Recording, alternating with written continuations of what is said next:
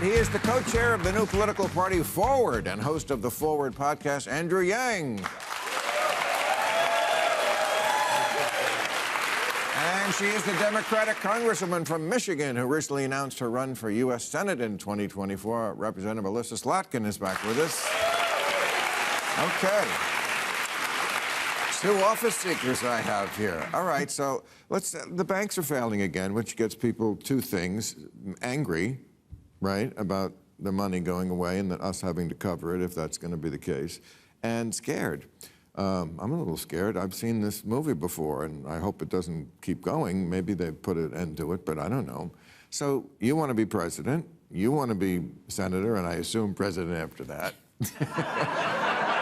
So how do you punish the people who recklessly waste our money without taking down the whole system? That always seems to be the case. Or do we just have to put up with it, that it's always a gun to our head, that if we really punish them, no? No. I mean, I think the Silicon Valley Bank is the perfect moment to take the head of that bank, who was selling off his stock and making millions of dollars in the days before the scandal happened, who is now like scuttled away to Hawaii and in his home in Hawaii. Oh. It is perfectly reasonable, I think, to have a conversation about bringing him out and showing the world that you can't just fail and take risks with people's money and throw down the... And that's a perfect time. And But what about, but that's just him. That's just him, but it should Right. be... But I'm talking about all the, they're paying 100 cents on the dollar. For we're talking about billions. Yes, you can take care of this guy. What does it cost you, $10, $15 million? I'm talking about making everybody whole. That's what takes this.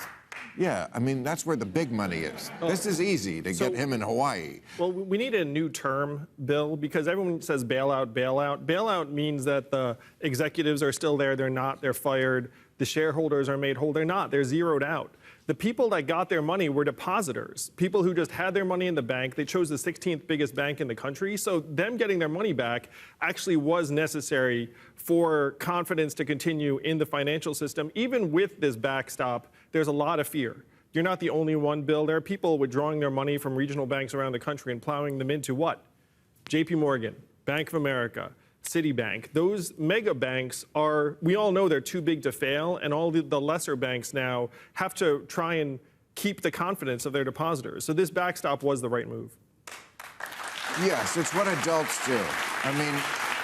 But it is different. I mean, this is different than what we went through in 2008, right? I mean, I think it's not taxpayer dollars. I mean, I think we are not coming in to heal these banks with U.S. taxpayer dollars. There is a fund, $100 million fund, that is made out of bank fees and fines when they screw up. Right. And that is what's backstopping these depositors. That's fundamentally different.